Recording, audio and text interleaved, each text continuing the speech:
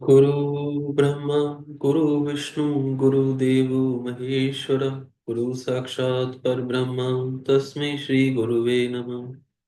त्वमेव माता च पिता त्वमेव त्वमेव बन्धु च सखा त्वमेव त्वमेव विद्या द्रविणं त्वमेव त्वमेव सर्वं मम देव देव।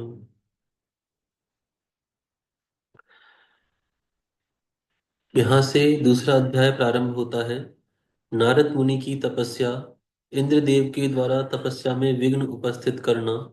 नारद जी का काम पर विजय पाना और अहंकार से युक्त होकर श्री ब्रह्मा विष्णु व रुद्र से अपने तप का कथन, इसका वर्णन इसमें किया गया है। श्री सूत जी बोले, हे मुनियों, एक समय की बात है। ब्रह्मा जी के पुत्र मुनि शिरोमणि विनीत चित्त श्री नारद जी ने तपस्या के लिए मन में विचार किया। हिमालय पर्वत में कोई एक परम शोभा संपन्न गुफा थी, जिसके निकट देव नदी गंगा निरंतर वेग पूर्वक बहती थी। वहां एक महान दिव्य आश्रम था, जो नाना प्रकार की शोभा से सुशोभित था। वे दिव्यदर्शी नारद जी तपस्या करने के लिए वहां गए।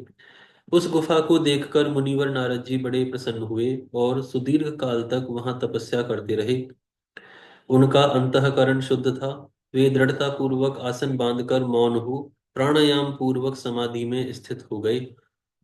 हे ब्राह्मणों, उन्होंने वह समाधि लगाई जिसमें ब्रह्म का साक्षात्कार कराने वाला अहम ब्रह्मास्मि, यानी मैं ब्रह्मा हूँ, यह विज्ञान प्रकट होता है। मुनिवर नारद जी जब इस प्रकार तपस्या करने लगे, तब देवराज इंद्र कांप उठे और मानसिक संताप से व्याकुल हो उठे।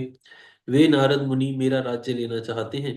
मन ही मन ऐसा विचार सोचकर इंद्रदेव ने उनकी तपस्या में विघ्न डालने के लिए प्रयत्न करने की इच्छा की। उस समय देवनायक इंद्रदेव ने मन से कामदेव का स्मरण किया। स्मरण करते ही समान बुद्धि वाले कामदेव अपनी पत्नी रति के साथ वहां आ गए। आए हुए कामदेव को देखकर कपट बुद्धि देवराज इंद्र शीघ्र ही स्वार्थ के लिए उनको संबोधित करते हुए कहने लगे। इंद्रदेव बोले, मित्रों में श्रेष्ठ हे महावीर, हे सर्वदा हितकारक, तुम प्रेम पूर्वक मेरे वचनों को सुनो और मेरी सहायता करो। हे मित्र, तुम्हारे बल से मैंने बहुत लोगों की तपस्या का गर्व नष्ट किया है। तुम्हारी कृपा से ही मेरा यह राज्य स्थिर है। पूर्ण रूप से संयमित होकर दृढ़ निश्चयी देवर्षि नारद मन से विश्वेश्वर भगवान शंकर की प्राप्ति का लक्ष्य बनाकर हिमालय की गुफा में तपस्या कर रहे हैं। मुझे यह शंका है कि तपस्या से प्रसन्न ब्रह्मा जी से वे मेरा राज्य ही न मांग लें। आज ही तुम वहां चले जाओ और उनकी तपस्या में विघ्न डालो। इंद्रदेव से ऐसी आज्ञा पाकर वे कामदेव बसंत को साथ लेकर बड़े गर्व से उस स्थान पर गए और अपना उपाय करने लगे। उन्होंने वहां शीघ्र ही अपनी सारी कलाएं रच डाली। बसंत ने भी मदमत्त होकर अनेक प्रकार से अपना प्रभाव प्रकट किया। हे मुनिवरों, कामदेव और बसंत के अथक प्रयत्न करने पर भी नारद मुनि के चित्त में विकार नहीं उत्पन्न हुआ। महादेव जी के अनुग्रह से उन दोनों का गर्व चूर्ण हो गया। हे शौनक आदि महर्षियों, ऐसा होने में जो कारण था उसे आदर पूर्वक सुनिए। महादेव जी की कृपा से ही नारद मुनि पर कामदेव का कोई प्रभाव नहीं पड़ा। पहले उसी आश्रम में कामशत्रु भगवान शिव ने उत्तम तपस्या की थी और वहीं पर उन्होंने मुनियों की तपस्या का नाश करने वाले कामदेव को शीघ्र ही भस्म कर डाला था। उस समय रति ने कामदेव को पुनः जीवित करने के लिए देवताओं से प्रार्थना की। तब देवताओं ने समस्त लोगों का कल्याण करने वाले भगवान शंकर से याचना की। इस पर वे बोले, हे देवताओं, कुछ समय व्यतीत होने पर कामदेव जीवित तो हो जाएंगे, परंतु यहाँ उनका कोई उपाय नहीं चल सकेगा। हे अमरगण, यहाँ खड़े होकर लोग चारों ओर जितनी दूर तक की भूमि को नेत्रों से देख पाते हैं, वहां तक कामदेव के बाणों का प्रभाव नहीं चल सकेगा, इसमें संशय नहीं है। भगवान शंकर की इस उक्ति के अनुसार उस समय वहां नारद जी के प्रति कामदेव का अपना प्रभाव मिथ्या सिद्ध हुआ। वे शीघ्र ही स्वर्गलोक में इंद्रदेव के पास लौट गए। वहां कामदेव ने अपना सारा वृतांत और मुनि का प्रभाव कह दिया। तत्पश्चात इंद्रदेव की आज्ञा से वे बसंत के साथ अपने स्थान को लौट गए। उस समय देवराज इंद्र को बड़ा विस्मय हुआ। उन्होंने नारद जी की भूरी भूरी प्रशंसा की, परंतु भगवान शिव की माया से मोहित होने के कारण वे उस पूर्व वृतांत का स्मरण न कर सके। वास्तव में इस संसार में सभी प्राणियों के लिए श्री शंभु की माया को जानना अत्यंत कठिन है। जिसने अपने आप को शिव भगवान को समर्पित कर दिया है, उस भक्त को छोड़कर शेष संपूर्ण जगत उनकी माया से मोहित हो जाता है। नारद जी भी भगवान शंकर की कृपा से वहां चिरकाल तक तपस्या में लगे रहे। अंत में अपनी तपस्या को पूर्ण हुआ जानकर वे मुनि उनसे विरत हो गए। कामदेव पर अपनी विजय मानकर उन मुनीश्वर को व्यर्थ ही गर्व हो गया। भगवान शिव की माया से मोहित होने के कारण उन्हें यथार्थ बात का ज्ञान नहीं रहा। हे मुनि श्रेष्ठों, भगवान शंभु की महामाया धन्य है, धन्य है। श्री ब्रह्मा, श्री विष्णु आदि देव भी उनकी गति को नहीं देख पाते हैं। उस माया से अत्यंत मोहित मुनि शिरोमणि नारद गर्वयुक्त होकर अपना काम विजय संबंधी वृतांत सॉरी वृतांत बताने के लिए तुरंत ही कैलाश पर्वत पर गए।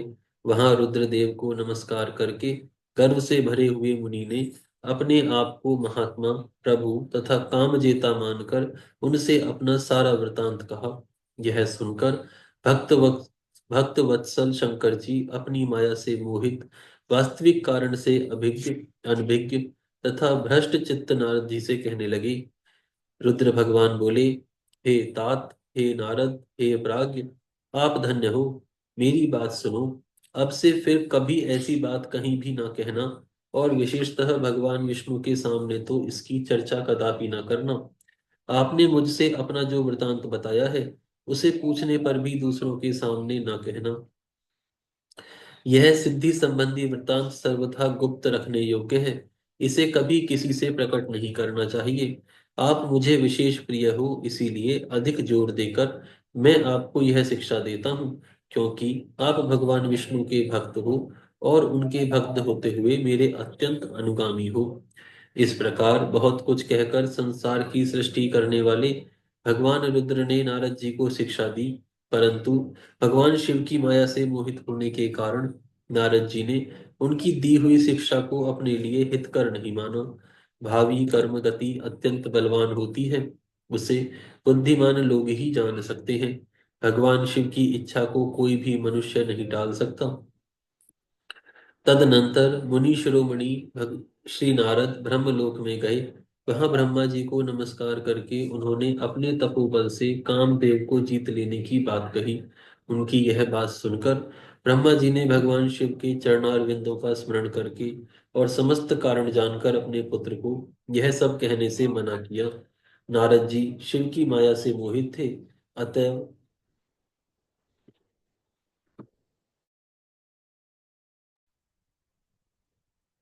अतएव उनके चित्त में मद का अंकुर जम गया था।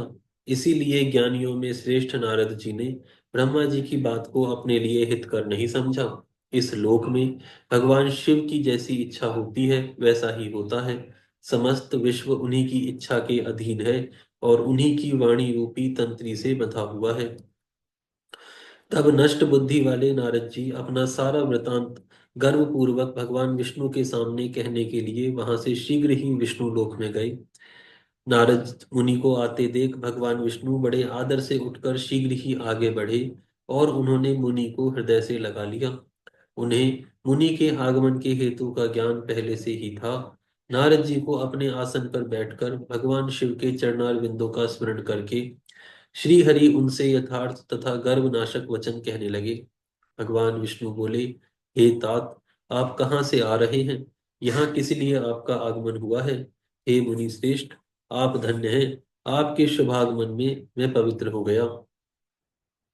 भगवान विष्णु का यह वचन सुनकर गर्व से भरे हुए नारद मुनि ने मद से मोहित होकर अपना सारा वृतांत बड़े अभिमान के साथ बताया।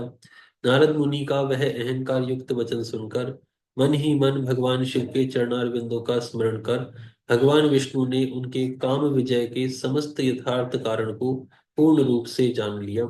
उसके पश्चात भगवान शिव के आत्मस्वरूप परम शैव सुबुद्ध भगवान विष्णु भक्ति पूर्वक अपना सिर झुकाकर हाथ जोड़कर परमेश्वर कैलाशपति भगवान शंकर की स्तुति करने लगे। भगवान विष्णु बोले, हे देवेश्वर, हे महादेव, हे परमेश्वर, आप प्रसन्न हो। हे शिव, आप धन्य हैं, और सबको विमोहित करने वाली आपकी माया भी धन्य है। इस प्रकार परमात्मा भगवान शिव की स्तुति करके श्री हरि अपने नेत्रों को बंद कर उनके चरण कमलों में ध्यान स्थित होकर चुप हो गए। विश्वपालक श्री हरि भगवान शिव के द्वारा जो होना था उसे हृदय से जानकर भगवान शिव के आज्ञा अनुसार मुनि श्रेष्ठ नारद जी से कहने लगे। भगवान विष्णु बोले, हे मुनि श्रेष्ठ, आप धन्य हैं। आप तपस्या के भंडार हैं, और आपका हृदय भी बड़ा उदार है।